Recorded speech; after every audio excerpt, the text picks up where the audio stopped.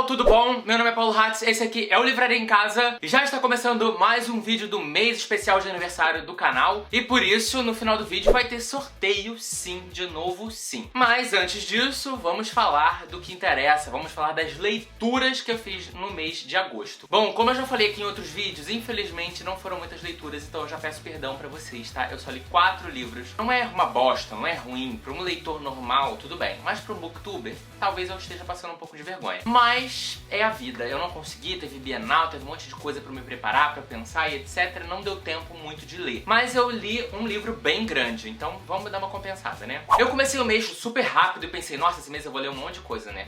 Até parece. E o primeiro livro que eu li foi Harry Potter and the Cursed Child, da J.K. Rowling. Eu já falei dele num vídeo com spoilers, etc. Foi um vídeo bem gostosinho, que já teve 15 dislikes. Se você quer assistir ou dar dislike nesse vídeo, por favor, clica aqui no card pra ir pra lá. Eu me preparei muito pra fazer aquele vídeo, eu escrevi muita coisa, eu pensei muita coisa, eu reli toda a história, eu resumi o livro nesse vídeo, inclusive. Se você quiser relembrar a história, tem lá. Em suma, o que eu posso dizer pra vocês é entre aspas, a 8ª história de Harry Potter, né, digamos assim. É o roteiro da peça e ele conta a história basicamente de Vira-Tempo, né? O Albus indo pra escola, pra Hogwarts, sendo selecionado, etc. Conhecendo Scorpius, que é o filho do Draco, virando muito amigo dele, etc. E aí, enfim, ele tem uma questão, uma dificuldade muito grande de relacionamento com o Harry, que é pai dele. E aí ele se sente muito pressionado para ser uma criança brilhante, um menino brilhante, como Harry foi. E ele resolve que ele vai voltar no tempo pra salvar o Cedrico, né? Que morre lá no Cálice de Fogo. Só que como a gente sempre soube, em todos os filmes e livros e referências de viagem no tempo, que ficar alterando o passado não é uma coisa boa pro futuro. Já dizia Click, aquele filme do Adam Sandler, que todo mundo chora e que é muito bom, por mais que seja do Adam Sandler. Eu dei 2 estrelas pra esse livro, realmente eu não gostei dele, não foi uma adição que fez diferença pra mim na série. Não precisava existir, podia ser um spin-off, podia ser uma espécie de fanfic, mas é considerado cânone, ou seja, faz parte da série original. Eu achei a escrita ruim, os personagens novos não foram bons, toda a explicação não foi tão legal assim. O arco dramático, enfim, foi bem complicado, tenebroso pra mim. Toda a motivação do Albus pra tudo que ele fez, eu achei bem pobre,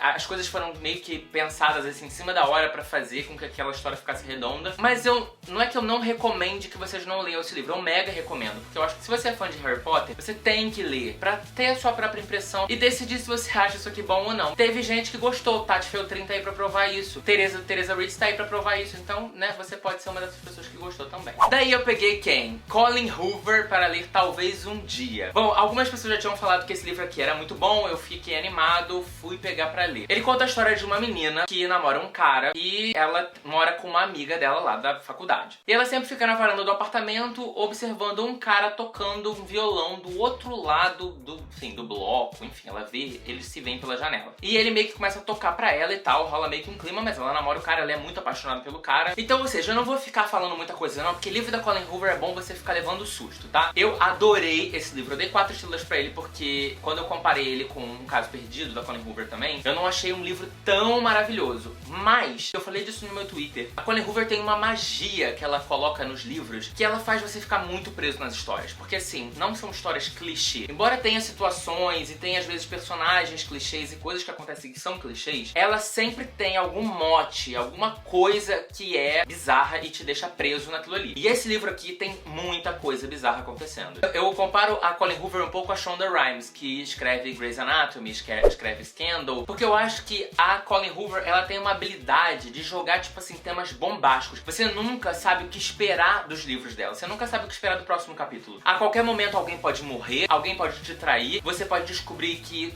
sei lá, seu pai é pedófilo, que a sua mãe é garota de programa e que seu namorado trafica órgãos, sei lá, a qualquer momento alguma coisa muito absurda pode acontecer na história e você vai ficar oi, e você não consegue mais largar o livro. Isso tá acontecendo de novo, eu tô lendo outro livro dela agora, eu vou falar melhor no vídeo de leituras do mês que vem. E assim, o tempo inteiro acontecem coisas que você fica, cacete, como é que isso vai se desenrolar? Sério, Colin, se você está assistindo esse vídeo agora e fala português, eu te amo. Daí falando em Shonda Rhimes, eu resolvi pegar O Ano em que Disse Sim, que é dela, né, escrito por ela. É meio que uma história um pouco autoajuda, um pouco biográfica. Na verdade, é um ano em porque a Shonda Rhimes resolveu dizer sim pra todos os convites que ela recebesse. Porque ela chegou na conclusão de que ela tava sendo uma pessoa extremamente antipática, uma pessoa apática, na verdade. Ela não ia em lugar nenhum, ela não gostava de dar entrevista, ela não gostava de programas de televisão, ela não gostava de ir em evento, ela não gostava de falar em público, ela era muito tímida. E ela sempre soube, ela sabe que ela é uma ótima profissional no que ela faz. Mas assim, a pessoa, Shonda Rhimes, estava muito encoberta por milhões e milhões de camadas de insegurança e de baixa autoestima, etc. E aí ela conta como ela tentou se forçar a sair disso e ser uma pessoa mais positiva, uma pessoa mais participativa na própria vida, né? Sério, isso aqui é muito divertido. A Shonda é muito engraçada. Ela conta muito sobre o processo criativo dela, principalmente o processo criativo para essas séries. Ela fala muito de Grey's Anatomy, então se você é um fã da série, você vai adorar ler esse livro aqui. Tem páginas e mais páginas, tem um capítulo totalmente dedicado a Christina Yang, a melhor personagem de Grey's Anatomy. Uma das melhores personagens que eu já assisti em alguma série da minha vida. Então assim, vale total a pena ler esse livro aqui. É muito divertido. A Shonda conta as histórias de uma maneira muito engraçada. Eu, tipo, me mijava de rir. E, sei lá, o meu respeito por ela cresceu muito. Embora ela tenha feito algumas cagadas e matado alguns personagens que não precisava matar, eu acho ela genial. Ela tem uma coisa que, igual eu falei da Colleen Hoover, que me faz ficar totalmente preso nas histórias que ela escreve. Enfim, é uma leitura gostosa e muito rapidinha de fazer, então recomendo. Por fim, eu li The Beauty of Darkness, da Mary E. Pearson. E aí começamos a parte polêmica. Eu não posso ficar contando sinopse pra vocês, porque esse é o terceiro livro das Crônicas de Amor e Ódio, ou The Remnant Chronicles, ou então mais conhecido como o terceiro livro de The Kiss of Deception. Eu não posso ficar falando muito porque seria spoiler pra quem não leu o segundo ainda, ou pra quem nem leu o primeiro, né? Então eu não vou dar muitos detalhes sobre a história. Eu vou dar mais as minhas impressões. E eu dei 3,5 estrelas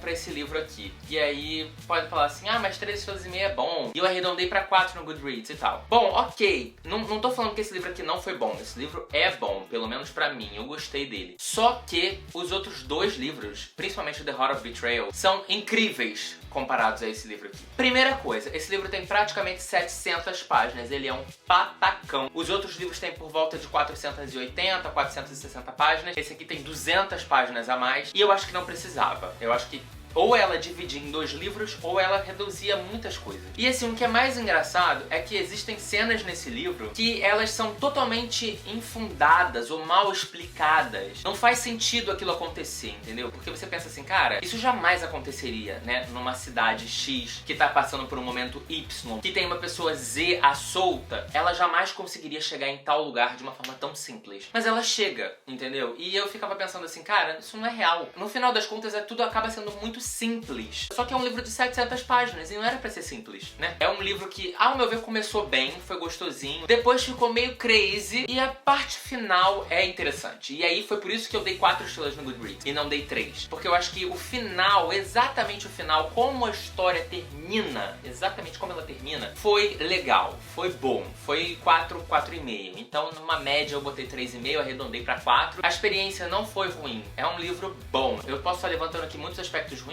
porque eu criei muita expectativa pra série. Então eu recomendo a série mesmo assim. The Heart of Betrayal é incrível, vocês precisam ler porque é maravilhoso. E esse livro aqui, muita gente vai amar e muita gente não vai gostar, como tudo na vida. As pessoas criam expectativa e dá nisso, né? Toda série que é muito hypada sempre tem um final que divide opiniões. Bom, gente, e aí agora falando do sorteio, porque eu sei que muitos de vocês, entendeu, estavam desesperados pra mais sorteio. E aí, como eu falei, eu montei a lista dos livros a serem sorteados no canal, que foram livros que me marcaram, ou livros que eu tô muito desesperado pra ler, ou livros que são, enfim, continuações de livros que eu amei muito, enfim. E aí esse livro aqui foi um dos meus favoritos do ano, eu fiz vídeo no canal, vou deixar até linkado aqui em cima, que é Como Eu Era Antes de Você, da Jojo Moyes. Como esse livro marcou a vida de Paulo Hatz do Livraria em Casa aqui, eu resolvi sorteá-lo para que você que não leu esse livro ainda possa lê-lo e se divertir e chorar tanto quanto todos nós, né? A Intrínseca está ajudando o canal, está ajudando você a conhecer essa história aqui da Jojo Moyes. Para participar é igual a todos os outros sorteios, muito fácil, só preencher o formulário aqui embaixo, ser inscrito no canal e é isso. Não adianta ter participado dos outros sorteios, você não tá automaticamente inscrito nesse não, tá? Tem que se inscrever em todos os sorteios de cada vídeo, e é isso. Bom, gente, é isso. Foi um mês com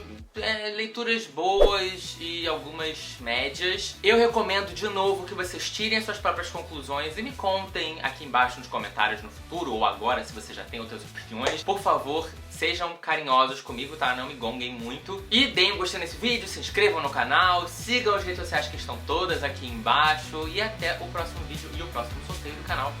Um beijo, tchau, tchau!